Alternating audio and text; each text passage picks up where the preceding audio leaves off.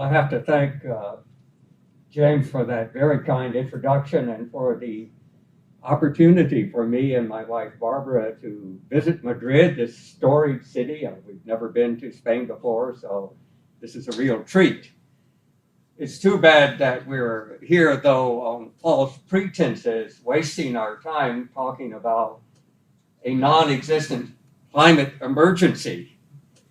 And it's hard to understand how much further the shrillness can go. As this started out as global warming, then it was climate change or global weirding, climate crisis, climate emergency. What next? But stick around, it will happen. I hope sooner or later enough people will recognize the phoniness of this bizarre environmental cult and bring it to an end. So let me see if I can get this to advance.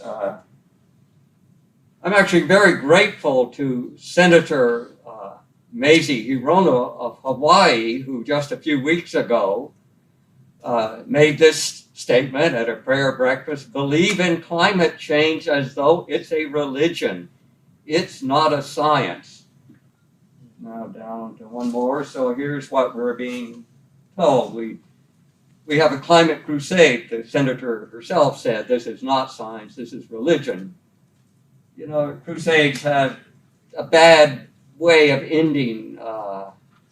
Typically, many people are hurt. No good is done. A few cynical opportunists profit, and most people pay the price. And the same thing will happen with the climate crusade if we permit it to go forward.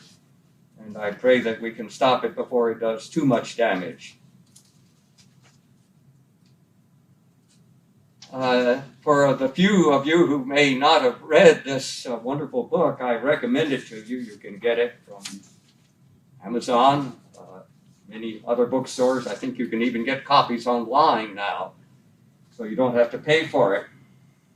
It was first published in 1841 by Charles Mackay, a Scottish journalist, and it was required reading if you worked for Bernard Baruch, the American financier at the end of the 20s, who made a killing on the Big Depression by short selling at the right time, because he recognized the madness of crowds. The title is wonderful: Extraordinary Popular Delusions and the Madness of Crowds. And that's what the climate movement is. But here is the first few lines of this book. I'll read it. In reading the history of nations, we find that, like individuals, they have their whims and their peculiarities, their seasons of excitement and recklessness, when they care not what they do. We find that whole communities suddenly fix their minds upon one object and go mad in pursuit, that millions of people become simultaneously impressed with one delusion and run after it, till their attention is caught by some new folly more captivating than the first. So here we are. And of course, this is an ancient human problem recognized by the Greeks, by the Romans, presumably by many previous people, whom the gods would destroy. They first make mad, and that's what's happening now with climate. There are lots of people out there who are just stark raving mad about climate. I hope we can bring them back to their senses. But again, I quote from Charles Mackay, who said, let me see, men, it has been well said, think in herds. It will be seen that they go mad in herds, while they only recover their senses slowly and one by one. And so much brainwashing has been done, it's going to be very difficult to bring people back to reality. In fact, many people say we need to give them an off-ramp, and some of you and I should talk about that at some point. Well, now let's come back to what we're really talking about, and what we're really talking about is pollution. And nobody wants a polluted world. You know, we want to live in a clean world. This is a picture of Shanghai. Barbara and I have been there on days like this, and it really does look like this. You can barely see the bottle opener building there. And the reason for this pollution, however, is not carbon dioxide. It's not methane. You can't see those gases. And pollution like this should not exist. One should do everything possible to stop it, but there's been pollution like this in China for centuries. Marco Polo remarked about this when he visited China. And the problem with parts of China is it's downwind from the Gobi Desert. And with the right sorts of winds in the spring, there is Gobi Desert dust all over China, including Japan. So there's not a lot that can be done about that. That's going to continue. That's why there's these huge Lurst districts in China. But we don't want that. We're not in favor of this picture. But CO2 is not part of that picture. CO2 is completely invisible. As Goose mentioned earlier, CO2 is the stuff of life. We're made of carbon. We exhale carbon. We're busy polluting the world in this room simply by breathing out. And I like to point out that our own breath doesn't differ that much from the composition of power plant exhaust. It's mostly the nitrogen that we breathe in. Not much happens to that. There's more oxygen in our breath, but there's oxygen left in a power plant too, because it's normally run a little bit oxygen rich. And then there's water and CO2, so exactly the same components. And that's what you need to get energy in the world that we live in. Here's a picture of Barbara in New Jersey, standing in front of what was once a green field, now is covered with black solar panels, and there are more and more of these where there were once beautiful green cornfields and soybean fields. So I'm not sure that's the right way to improve the environment. I prefer the environment the way it was. And here's another renewable energy icon, the wind farms in Palm Springs, California. I'm not sure this is an improvement of the environment. And to really run the world on wind, large parts of the world will be covered with stuff like this. Is that really what we want? On top of this, I hope some people will say more about the complete unreliability of this type of power for the modern world. It doesn't really work very well. When I hear people telling me about the virtues of renewable, why don't we follow the Energiewende that the Germans have pioneered? I'm reminded of this fable from Aesop. It should be well known, but there was this fox who was not as clever as he thought, and he got his tail cut off in a trap. You can see the tail there in the trap. And of course, it's very embarrassing to be a fox without a big bushy tail. So he assembles all the other foxes and say, being tailless now is completely in fashion, and so you all should cut off your tail so you'll be like me. And so my advice to the foxes of the world is don't emulate, this tailless fox that we see in a few parts of the world. It's not a good idea, and it doesn't make you look any better, and it's bad for your citizens. And of course, many of you have the same feeling of this poor lemming. He says, wait a minute, something feels wrong. And the answer is, shut up, you moron. Do as you've been told, it's for your own good. And so this is the COP meeting that we're attending now. Lots of lemmings are here. Now, James Taylor gave me leave to actually say something about science, and so I'm going to now address an audience of physics students. And so for a moment, think of yourselves as physics students. I'm showing here pictures of two famous German physicists, Max Planck on the top right, and Karl Schwarzschild on the bottom right. Both of them were around in the early 1900s when they did their best work. And on these slides is the heart of the whole global warming scare, or the climate emergency scare. And you can see on the top panel there is a blue smooth curve, which is the famous Planck energy spectrum of a black body, with a well-defined temperature. So this is the radiation emitted as a function of frequency. Frequency goes from right to left on this slide, and intensity goes up. So it's the kind of spectrum you would get if you could put infrared radiation through a prism, like Newton did with visible light. And below the blue curve of Max Planck, Professor Planck, is a jagged dark curve, and that is what I would call the Schwarzschild curve, and that's what the Earth radiates because of greenhouse gases. Planck's curve is if the atmosphere were completely transparent. Suppose we had an atmosphere of argon, then we would get the Planck curve. But we don't. We have an atmosphere with oxygen and nitrogen and water and carbon dioxide, methane. All of them are on here. So the jagged gaps in this emission from the Earth are due to the greenhouse gases. And you see this clearly from satellites. If you compare this picture to a satellite picture, you wouldn't be able to tell the difference. Now,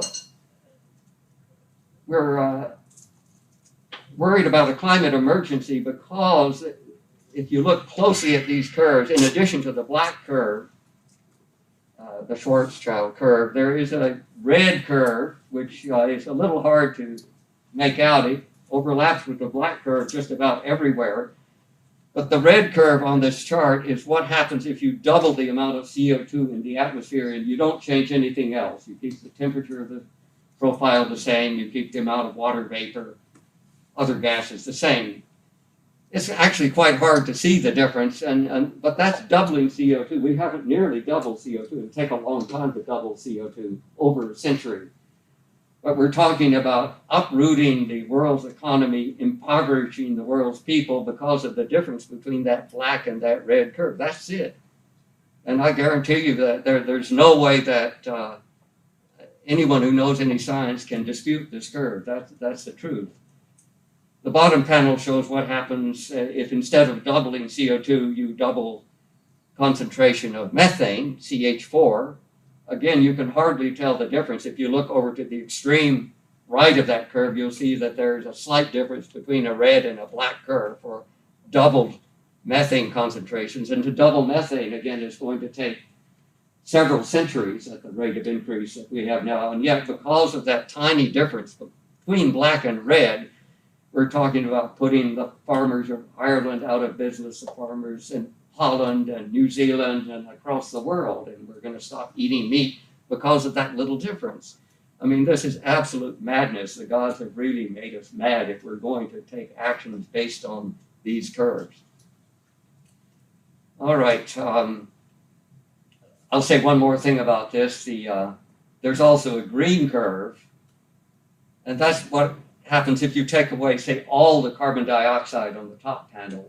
So you see, carbon dioxide actually does reduce the amount of energy reaching space, because if you took it all out, you'd get more energy going to space, as shown by the green curve. But if you double it, it makes almost no difference. And so the scientific jargon for this is that the CO2 effects are saturated. You put as much as you can put in, and it doesn't matter if you put more.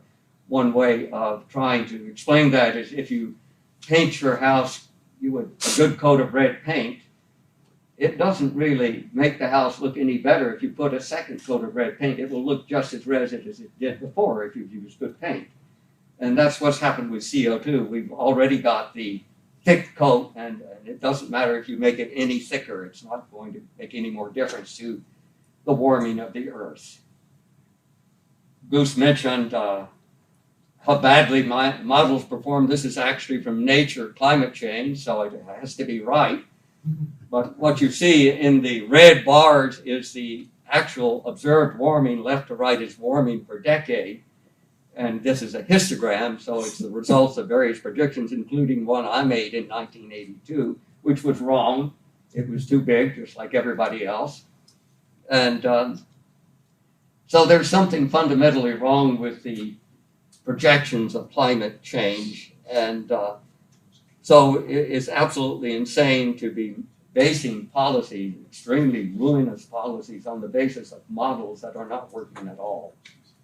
And people like to say we're doing an unprecedented experiment on the Earth. No, we're not. We're actually in a CO2 famine now compared to the history of the Earth. So this is a chart that comes from Bob Berner in Yale, the late Bob Berner, who was sort of the world expert on paleo CO2.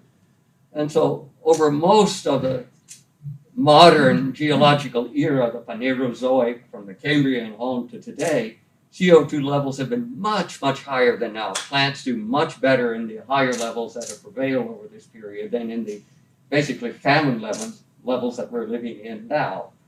So if anyone says the Earth has never been here before, they're wrong. The Earth has almost never been to low levels like we're at now. Only once in the past, in the period in the Permian, around 300 million years ago.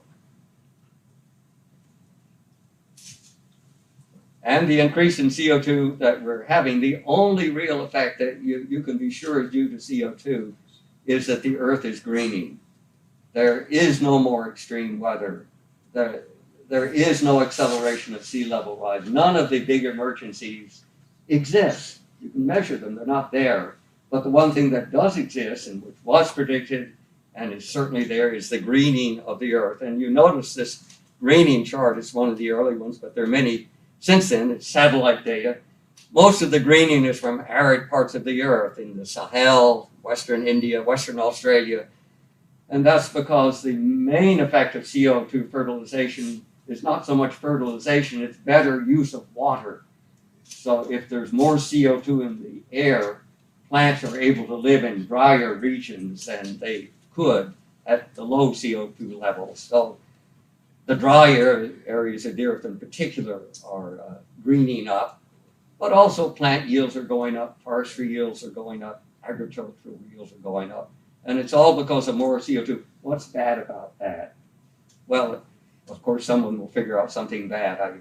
There's a big list of things that supposedly your horses get fat with too much grass. For the most recent one I saw. Yeah, absurd. Well, let me close since I'm a scientist. There's allegedly this 97% agreement among scientists. But anyone who takes the trouble to look into this, there have been a number of very good papers. There's, I won't try to list them now, but you can find them that deconstruct this. And 97% of scientists simply do not agree that there's a crisis. If you really push them, especially in private, they will admit that the evidence for anything alarming just isn't there.